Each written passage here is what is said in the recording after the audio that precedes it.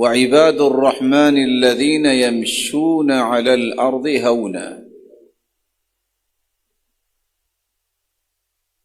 عباد الرحمن کی پہلی صفت یہ ہے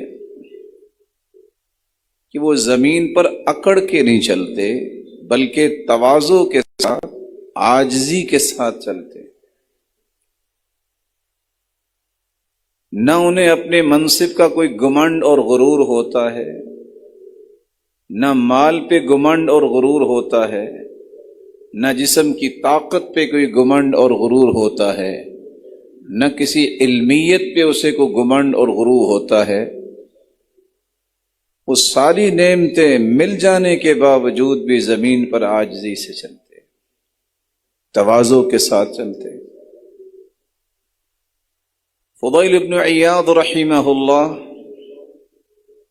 جب ان سے سوال کیا گیا کہ کیسے پہچانیں گے کہ فلاں بندہ تواضع سے چل رہا ہے، اور تواضع ہے کیا،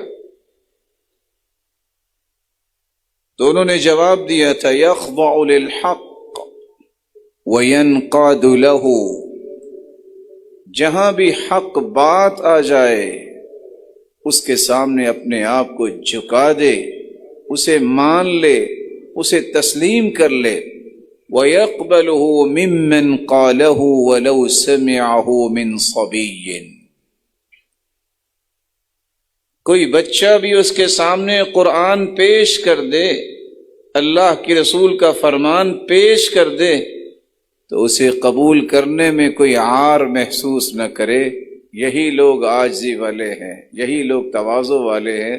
حق آ جانے کے بعد وہ کبھی اپنی منمانی نہیں کرتے، من مرضی کی زندگی نہیں گزارتے. وہ اللہ اور اس کے رسول کے احکامات کے سامنے اپنے آپ کو جھکا دیتے.